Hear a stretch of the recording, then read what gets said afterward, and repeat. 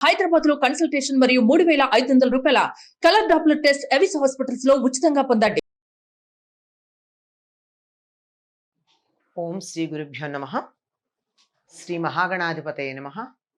శ్రీమాత్రే నమ.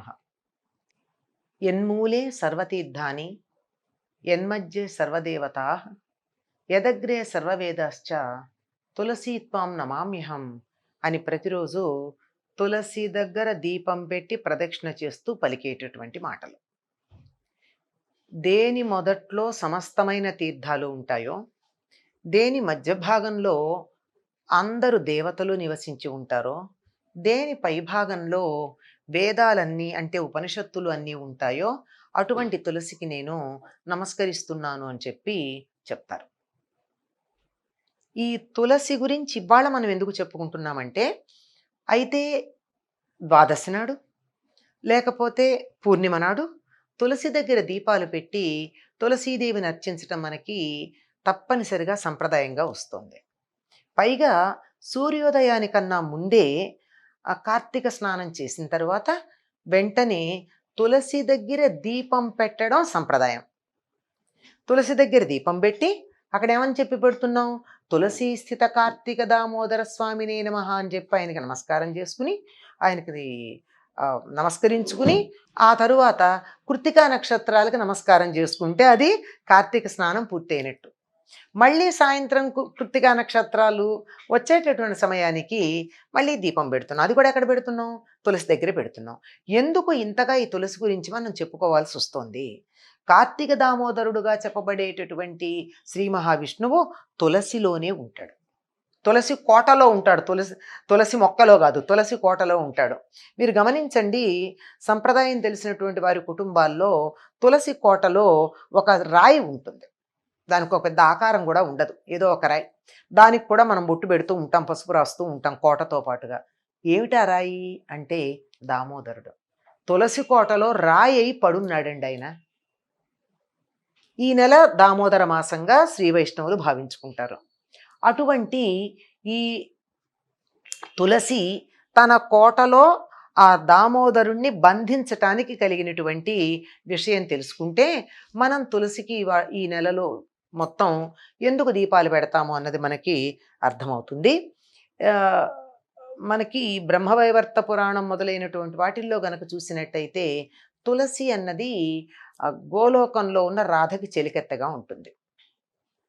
ఆవిడ కృష్ణుణ్ణి ఇష్టపడింది, గోలోక కృష్ణుణ్ణి. కానీ ఆ తులసి పైన గోలోక కృష్ణుడి యొక్క చెలికాడు, ప్రధానమైనటువంటి చెలికాడుకి ఈవిడి మీద ఇష్టం కలిగింది. అందుకని దానికి ఒక చిన్న కల్పన చేశాడు. ఏమిటి అంటే, ఈ తులసి భూలోకంలో జన్మించే చిన్న శాపంతో భూలోకంలో జన్మించటం, ఆ తరువాత సుదాముడు కూడా రాక్షసుడుగా జన్మించటం, రాధాదేవి సుదాముడు పరస్పరం శాపాలిచ్చుకోవడం, ఈ ఇతివృత్తం అంతా మనకు కనపడుతుంది. అలా గోలోకం నుంచి వచ్చినటువంటి ఈ తులసి ధర్మధ్వజుడు మాధవి అనేటటువంటి ధనువంశానికి చెందిన రాజదంపతికి సంతానంగా కలిగింది.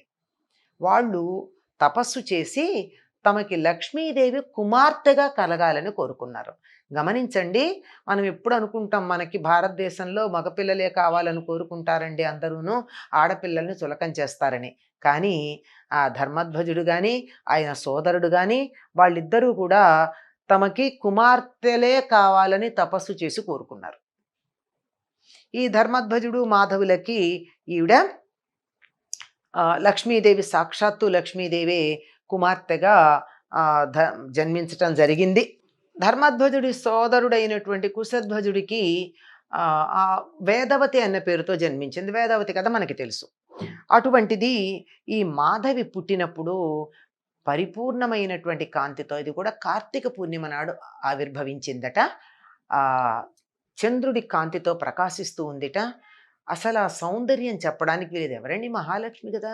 మహాలక్ష్మి అసలు కళంటేనే లక్ష్మి. అటువంటి ఆవిడ ఉద్భవిస్తే ఆవిడ సౌందర్యం ఎవరితోనూ పోల్చటానికి వీల్లేదు అని ఆవిడ్ని తులసి, తుల అంటే పోలిక, తులసి అంటే పోల్చటానికి వీల్లేనటువంటిది అని. ఇది రూపానికి సంబంధించింది అనుకుంటున్నారా? రూపంతో పాటుగా బుద్ధికి కూడా సంబంధించింది. భారతీయులు ఎప్పుడూ సౌందర్యాన్ని శరీరానికి పరిమితం చేయలేదు.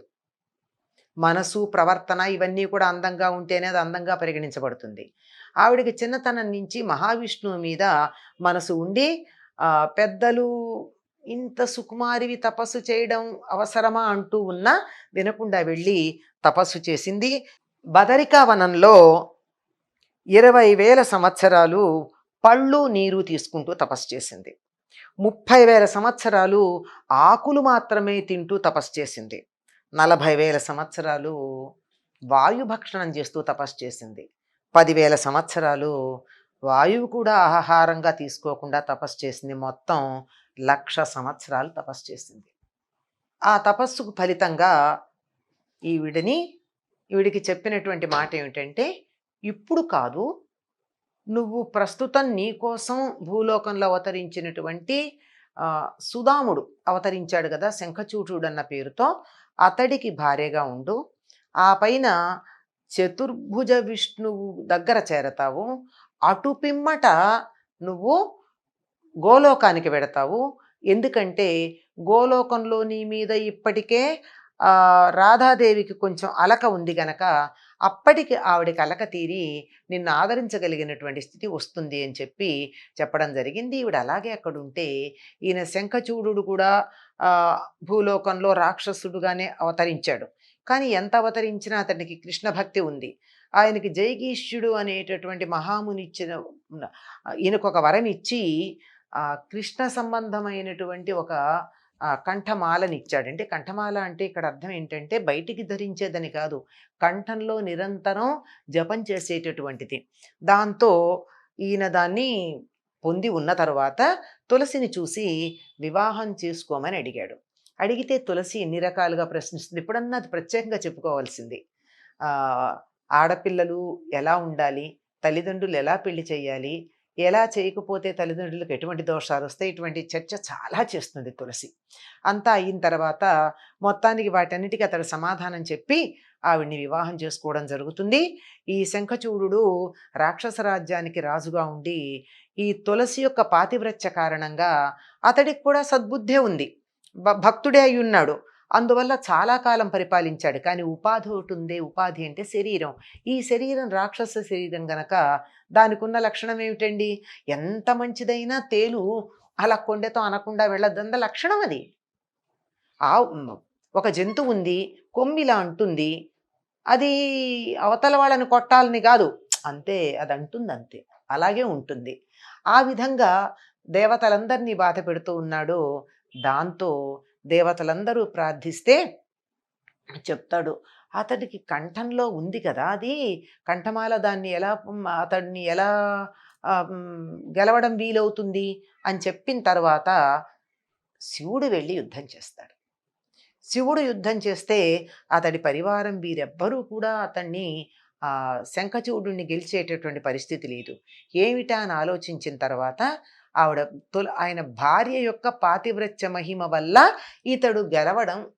ఇతన్ని గెలవడం చాలా కష్టమని నిర్ణయానికి వచ్చి శ్రీ మహావిష్ణువు వెళ్ళి ఆవిడ పాతివ్రత్యాన్ని భంగం చేసేటటువంటి ప్రయత్నం చేస్తాడు.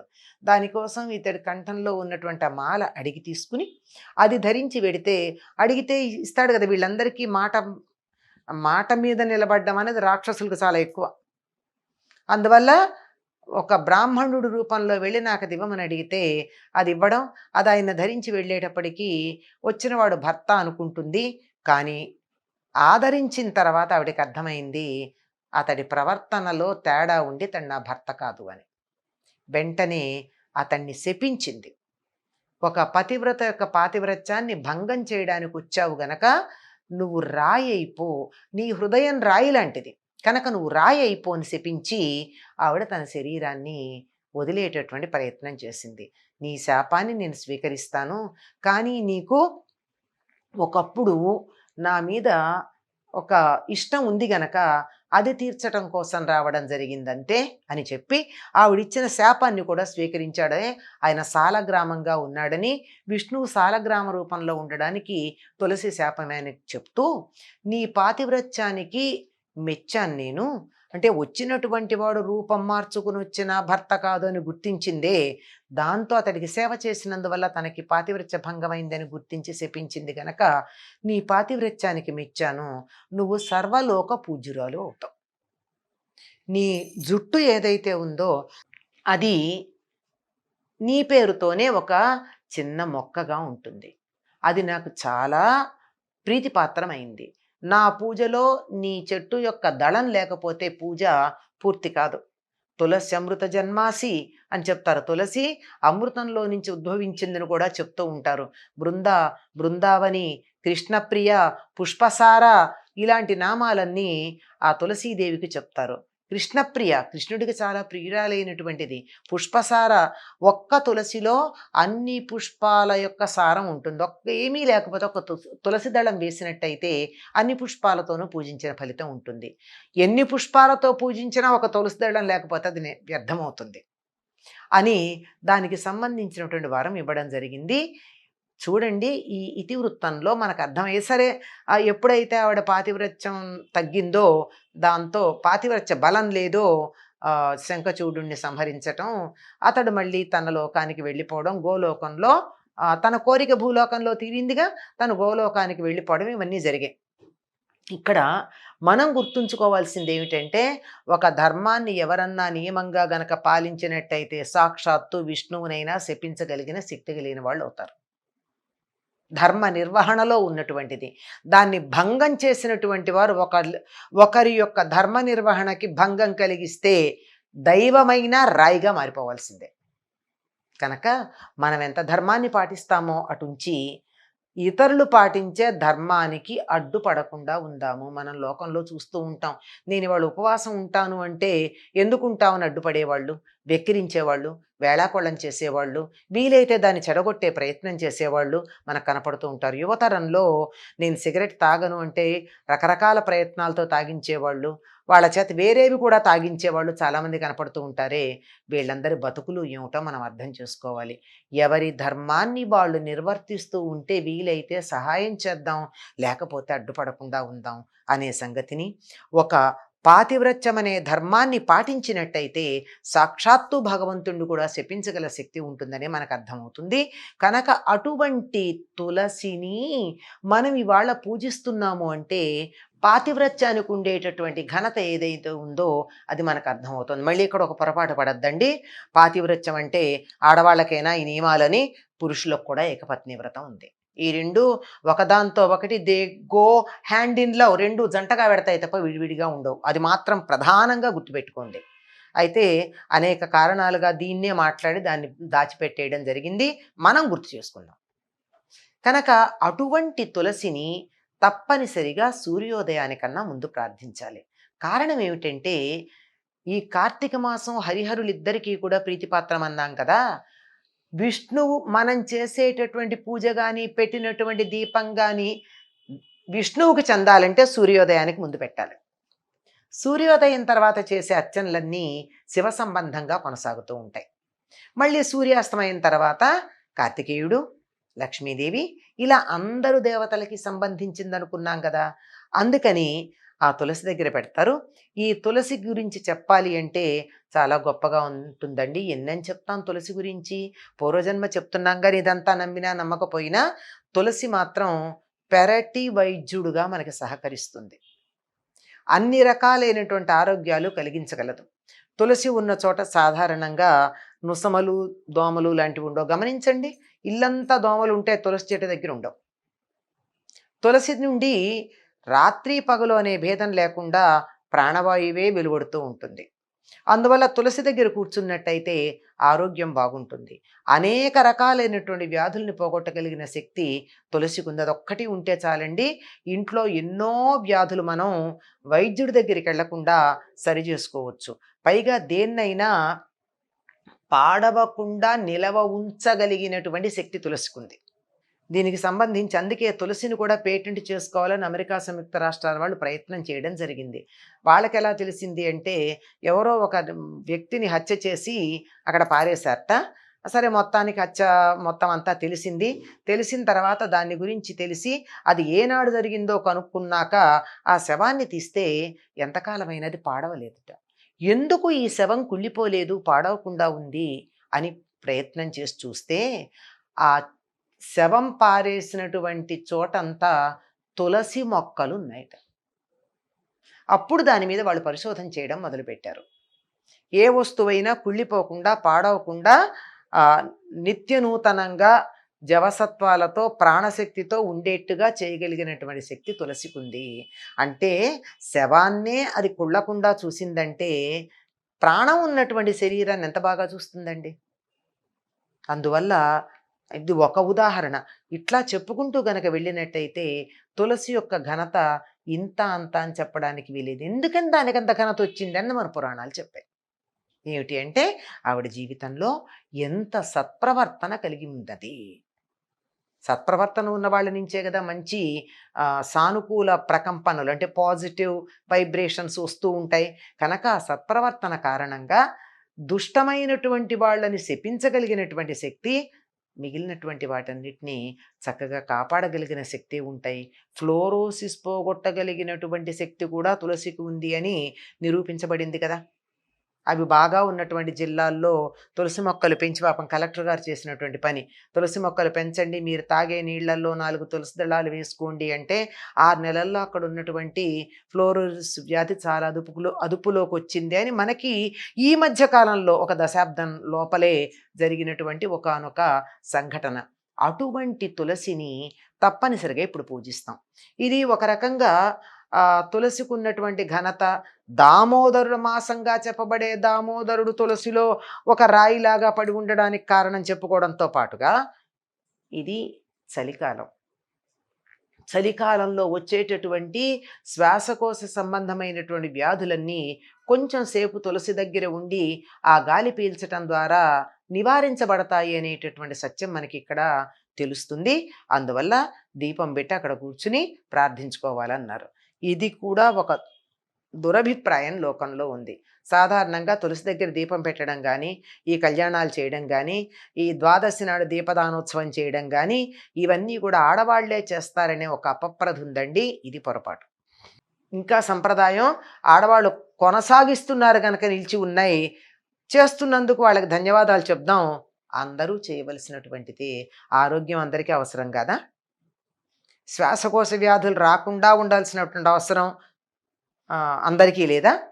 కనుక ఇవందరూ పాటించవలసినటువంటి అంశాలు అనే సంగతిని మనం గుర్తుంచుకుంటే, పైగా తులసి ఉండేటటువంటి దాన్ని ఏమంటామండి? తులసి కోట అంటాం. కోటను ఎందుకంటామండి? కోటలాగా మనని రక్షిస్తుందిట. అది మనకి ఇంట్లో గనక ఒక్క తులసి మొక్క ఉన్నట్టయితే కోటలాగా మనని రక్షిస్తుంది.